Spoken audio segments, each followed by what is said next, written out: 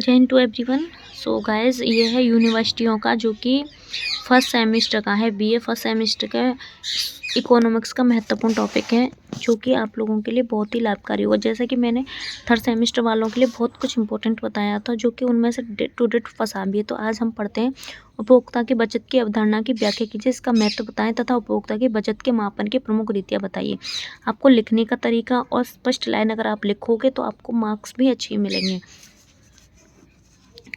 उपभोक्ता की बचत के सिद्धांत, ये लॉन्ग आंसर है जो कि बहुत इंपॉर्टेंट है। यहाँ लिख देते हैं हम,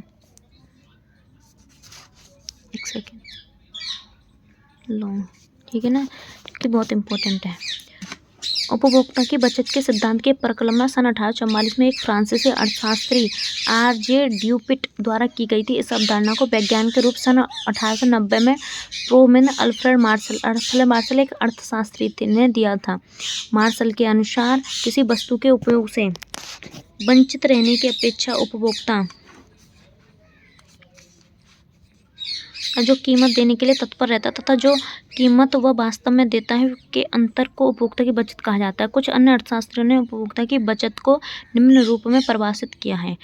प्रोमेंद्र टॉजिंग के अनुसार समस्त तुष्टिगुण और समस्त विनिमय कीमत को मापने वाली राशियों का अंतर ही उपभोक्ता की बचत कहलाता है। उपभोक्ता होता है कंज्यूमर, जैसे कि हम किसी मार्केट से सामान लेने जाए और हम उसमें पैसा बचा लें तो उसे उपभोक्ता की बचत कहते हैं। प्रोमेंद्र पेंशन के अनुसार हम जो कुछ देने को तैयार हो जाएंगे और जो हमें देना होता है, इन दोनों के अंतर को उपभोक्ता की बचत कहा जाता है। उपभोक्ता की बचत, मार्शल का दृष्टिकोण। प्रोमेंद्र मार्शल उपभोक्ता की बचत का आधार तुष्टिगुण हास्य नियम बताते हैं। किसी वस्तु के लिए उपभोक्ता वस्तु की प्रथम इकाई के लिए अधिक भुगतान करने के लिए तत्पर हो सकता है, जबकि बाद की इकाइयों के लिए वह क्रमशः कम कीमत वस्तुओं भुगतान करने के लिए तैयार होगा। इसे अग्र तालिका द्वारा स्पष्ट किया जा सकता है। अगर आप लोगों ने ये डायग्राम बना दिया है तो आपको नंबर तो पूरे मिलेंगे, लेकिन जो टीचर आपसे फ्रेश होगा वो और ज़्यादा हो। जैसे तालिका लिखो मत लिखो, लेकिन आप एग्जाम्पल सेट कर सकते हो। जैसे अमरूदों की इकाई, अमरूदों से प्राप्त सीमांत उपभोक्ता अर्थात वह धनराशि जो उपभोक्ता को व्यय करने को तत्पर है पैसों में। बाजार में अमरूद का मूल्य अर्थात वह मूल्य जो उपभोक्ता वास्तव में चुकाता है पैसों में। उपभोक्ता की बचत पैसों में। ये तो अमरूदों इकाइयाँ हो गई, यानी कि यूनिट्स होगी 1 2 3 4। पैसे होगा, जैसे 1 इकाई 25 रुपया की है और कितना 10 रुपये की देता है, तो 25 - 10 यानी कि 15। सेम हो जाए, ये सेम हो जाएगा। कुल उपभोक्ता 70 पैसे, कुल मूल्य 40 पैसे ऐड करके उपभोक्ता की बचत 70 - 40 30 पैसे टोटल में से। उपरोक्त तालिका से स्पष्ट है कि उपभोक्ता 4 अमरूदों के लिए 70 पैसे व्यय करने के लिए तैयार है, परंतु वास्तव में इन 4 अमरूदों के लिए वह केवल 40 पैसे ही चुकाता है। अतः उपभोक्ता को 70 पैसे - 40 पैसे बराबर 30 पैसे के बराबर उपभोक्ता की बचत प्राप्त होती है। चित्र द्वारा प्रदर्शन, और ये चित्र मतलब कुछ चीज़ें बहुत इंपॉर्टेंट होती हैं जो हम लोगों ने शो करते हैं एग्जाम में, तो हमें देते हैं। जैसे आप लोगों ने बोर्ड के पेपर में जब डायग्राम बनाते थे ना, स्कूल में टीचर्स बोलते थे कि अगर आप डायग्राम बनाओगे तो अच्छे मार्क्स मिलेंगे। उपभोक्ता की बचत को संलग्न चित्र में दिखाया गया। चित्र में D1, ये रहा D और D1 चित्र बनाया है। ये वाई होता है हॉरिजेंटल और वर्टिकल। PEQ, ये स्क्वायर बन गया, ये रेक्टेंगल बन गया, ये जो ड्रॉ एरिया है उपभोक्ता की बचत हो गया। उपभोक्ता की बचत को संलग्न चित्र में दिखाया गया। चित्र में D1 उपभोक्ता की सीमांत उपभोक्ता रेखाएं या वस्तु की घटती सीमांत उपभोक्ता को प्रदर्शित करती हैं।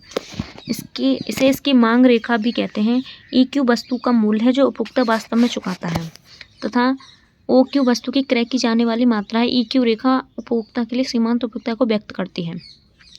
वस्तु OQ मात्रा के लिए उपभोक्ता OQ EP धनराशि चुकाने को तैयार है, परंतु वास्तव में वह वस्तु की इस मात्रा के लिए केवल OQ EP धनराशि ही चुकाता है। अतः OQ ED माइनस इतना PED उपभोक्ता की बचत है।